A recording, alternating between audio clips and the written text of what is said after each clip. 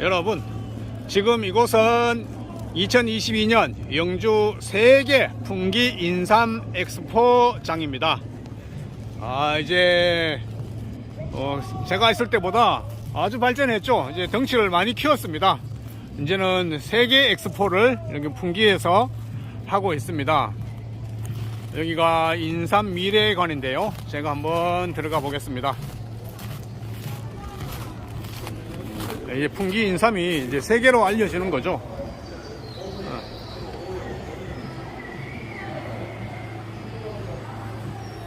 정 박사님, 안녕하세요. 예, 안녕하세요. 정 박사님 오랜만입니다. 예, 안녕하십니까. 정 박사님 소개 좀.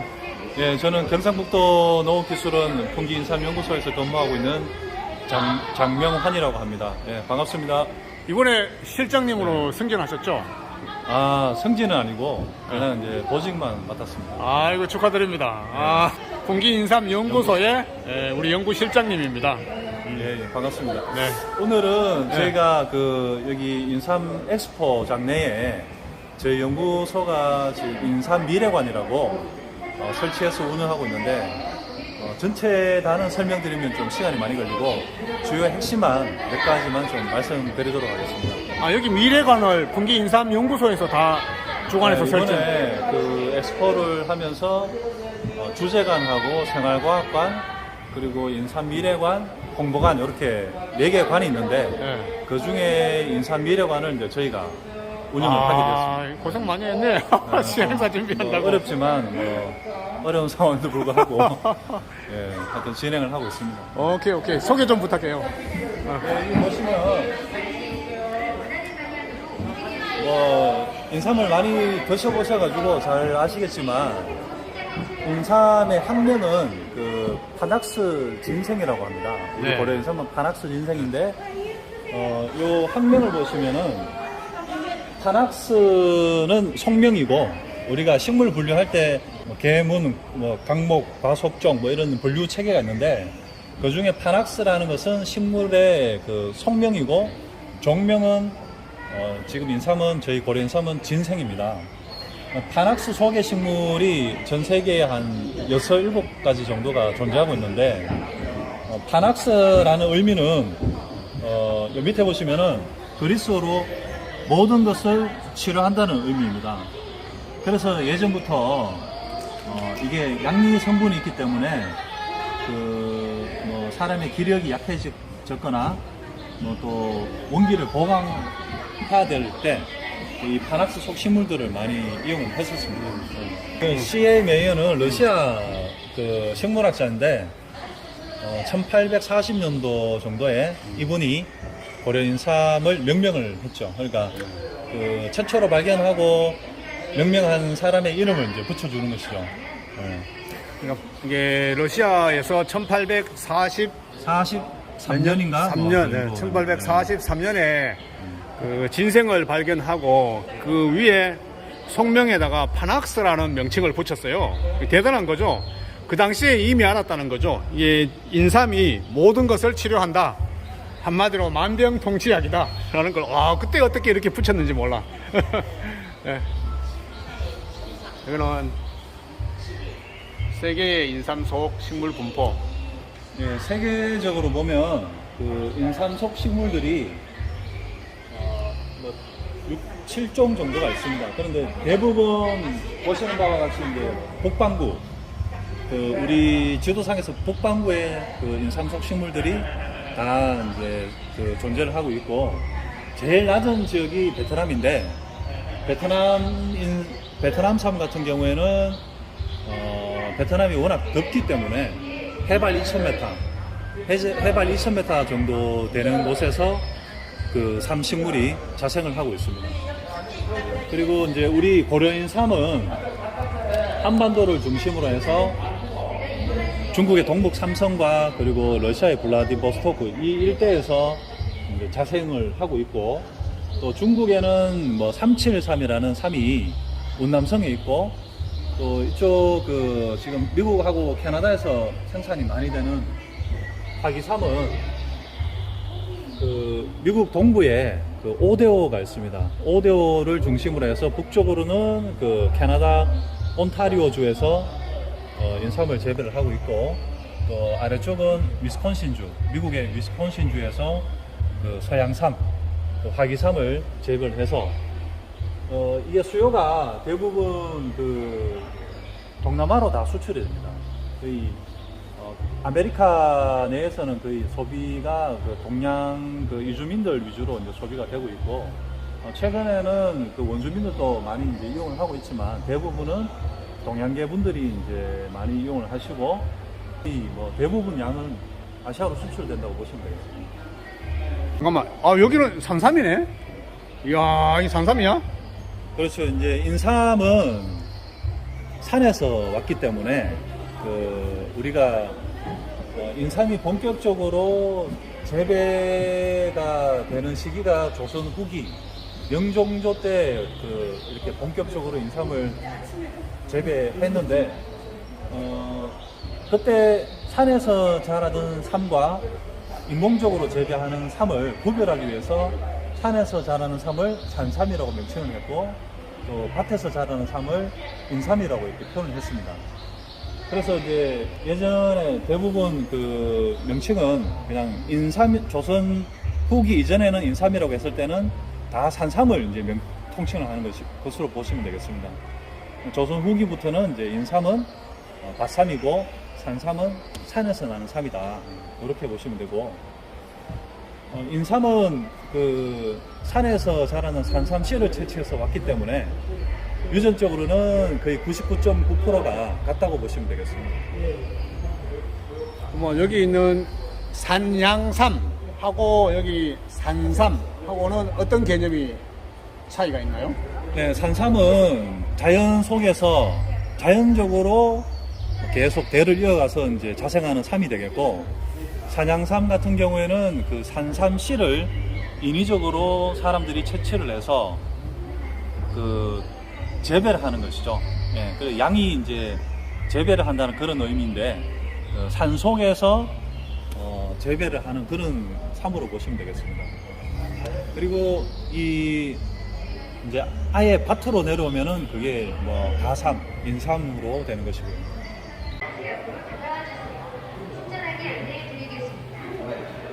안녕. 도움이 필요하시면 화면을 터치거나, 왜 도망가는 거야? 안녕하세요. 도움이 필요하시면 화면을 터치하거나 제 앞으로 다가와 주세요. 친절하게 안내해 드리겠습니다. 이 인삼을 처음에 수확을 하면 지금은 등급을 나누는데, 큰 분류로는 한 4개 정도의 등급으로 나눌 수 있는데, 실제 시장에서 유통되는 등급은 한 16등급 정도로 유통이 되고 있습니다. 그래서 다양하게 지금 유통이 되고 있고요. 이러한 수삼을 바로 말리는 것을 백삼이라고 하고, 백삼도 여러 가지 형태가 있습니다. 그 피부 껍데기를 벗기는 삼이 이제 있고, 그냥 그대로 말리는 삼도 있는데, 또 예전에는 뭐 끝을 말아가지고 하는 게 이제 곡삼이라고 또 이렇게 했는데, 요즘은 이런 백삼 수요가 굉장히 많이 줄어들고 있고, 대신에 지금 그 홍삼 수요가 크게 전달을 했습니다. 그래서 지금 시중에 유통되고 있는 대부분의 형태를 보시면 그 홍삼이 거의 한 7-80%, 수삼이 한 1-20% 정도가 되겠습니다. 그 수삼을 우리가 한 번 정도 쪄가지고 가공을 하면 이제 홍삼이 되는데, 홍삼에서도 그 특히 이제 1등급 삼을 천삼이라고 그러고, 천삼 밑에 그 다음에 지삼, 양삼 이렇게 나눌 수가 있는데, 천삼 같은 경우에는 보시다시피 체형이 굉장히 이렇게 좋고, 사람 모양처럼 다리가 2개이고, 또 속이 아주 그 치밀해서 그 내공이나 그 내백 이런 것들이 없고, 또 굉장히 단단한 것을 이렇게 천삼이라고 하는데, 지금 이런 식으로 해서 보셨을지 모르겠지만 캔 제품이 이런 식으로 이제 나무 꽉에 들어서 알루미늄 캔에 들어가게 되는데, 천삼 같은 경우에는 이 캔 하나의 가격이 한 300만 원 정도 하고 있고, 뭐 정관장 같은 잠깐만, 경우에는 이게 하나가 300만 원? 그렇죠. 1003일 경우에 1003일 경우에 몇 개가 들어가는 거야? 뭐 10지에서 뭐 또 10개. 그 개수도 또 여러 또 가지가 있는데 그거에 음. 따라서 가격이 좀 차이가 있긴 있습니다만은. 천산 10지가 한 300만 원 정도? 네네.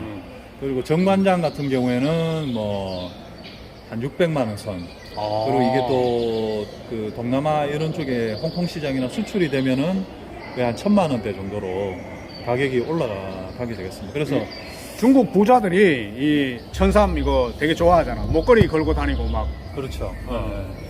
중국의 부자들이 이거를 워낙- 목걸이로 만들어서 목걸이로 막 걸고 다녀요. 예, 근데 워낙- 자랑하려고. 예, 이게 나오는 비율이 적기 때문에 그 비율이 한 어느 정도 나오죠? 1% 미만 정도밖에 안 나옵니다. 그래서 그렇기 때문에 또 가격이 상당히 높고, 예, 그리고 또 그람당 이 사포닌 함량이 높기 때문에 또 가격이 높을 수밖에 없습니다. 보면 이 모양 보고 가격이 결정되는 것 같아. 이게 사람 인자로 다리가 잘 뻗으면 천삼, 약간 조금 불량하면 지삼, 그리고 다리가 하나밖에 없으면 양삼.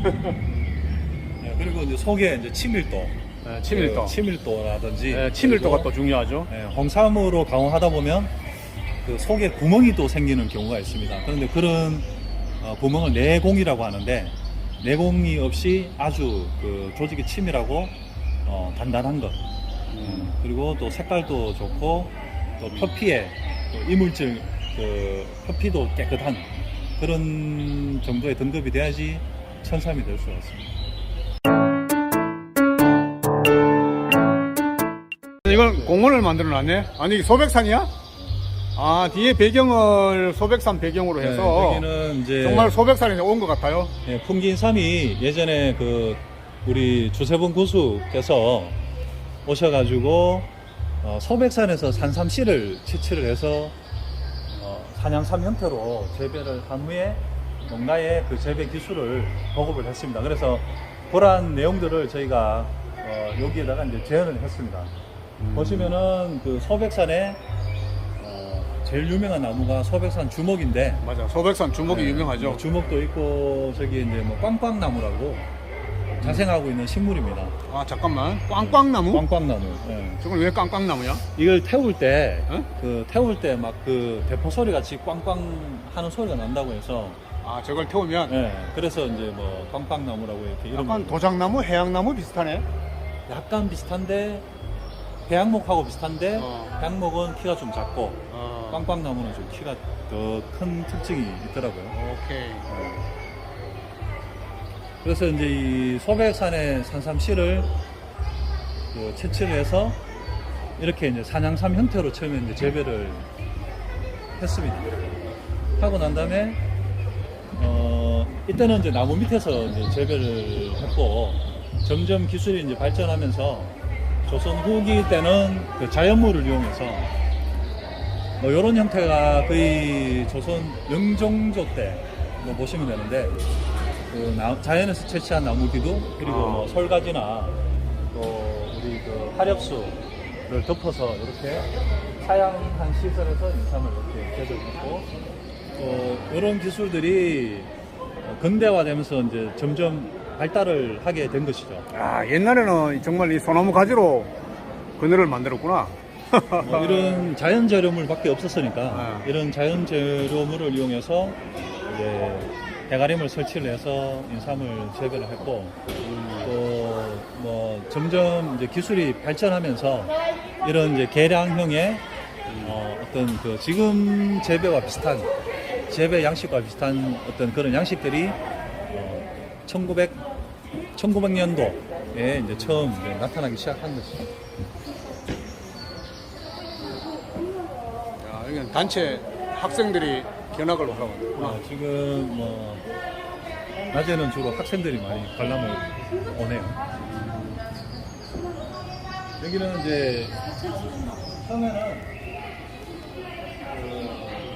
우리가 산에서 계속 자연물을 채취를 할 수는 없으니까 인근에서 쉽게 구할 수 있는, 우리나라가 이제 주곡이 그 벼다 보니까 쉽게 구할 수 있는 볏짚을 이용해서 영을 만들어서 차광제를 이제 사용했습니다. 근데 단점은 볏짚이 한 3년 정도 비를 맞고 지나면 이게 다 사가버리기 때문에 다시 영을 덮어줘야 되는 그런 번거로움도 있고, 또 예전은 뭐 이런 볏짚도 쉽게 구할 수 있었지만은 지금은 거의 또 볏짚 가격도 상당히 많이 올랐고, 또 노동력도 이렇게 만들 수 있는 노동력도 이제 없기 때문에 점점 이제 화학 제품으로 대체가 되었습니다. 그래서 이런 그 차광망이 70년대에 보급되면서 인삼 쪽에도 이렇게 차광망을 사용하게 되었고요.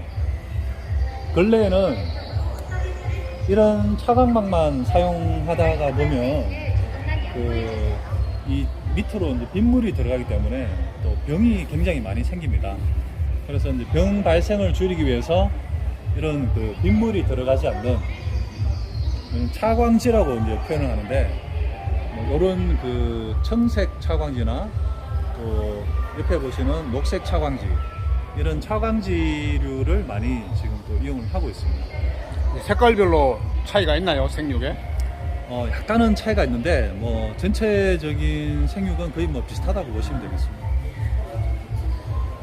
그리고 최근엔 또 기후변화 때문에 또 온도가 또 많이 급격하게 올라가게 되어가지고, 그 인삼은 또 반음지 식물이고 생육 저온이 한 20도 내외다 보니까 좀 서늘한 기후를 좋아합니다.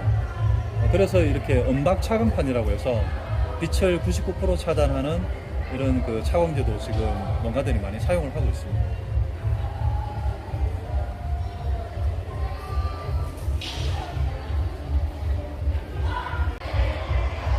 원장님이 달아봐라 해가지고. 여기 달아놨어, 인삼을? 진짜 인삼. 진짜 인삼이요? 인삼 축제니까 인삼을 인삼 축제라고? 인삼을 많이, 진짜 인삼을 달았대요. 여기 보시는 시설은 저희 통기인삼연구소가 개발한 인삼 다단재배 시설입니다. 이 시설을 하게 된 이유는 인삼에서 가장 문제가 뭐냐면은, 인삼을 한번 재배를 하고 나면은 다시 재배를 할 수가 없습니다. 왜냐면은 이 토양 내에 건부병이라는 균이 뭐 10년이건 20년이건 계속 남아있기 때문에 다시 인삼을 심게 되면 뿌리가 이제 썩는 병이 이제 발생하게 됩니다.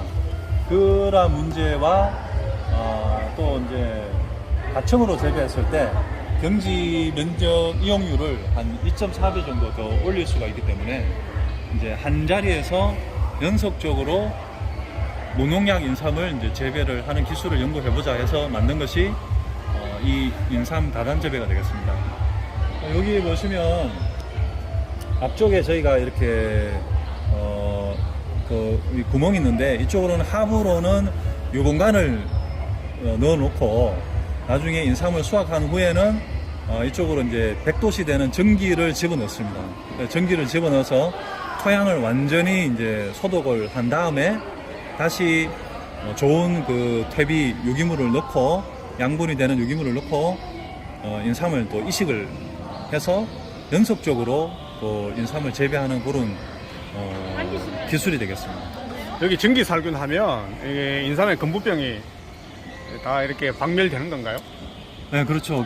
보통 포자들이 건부병 포자가 60도에서 한 30분 이상만 유지가 되어도 사멸이 되기 때문에 저희는 이제 거의 토양 건권 온도를 한 80도까지 올릴 수가 있습니다.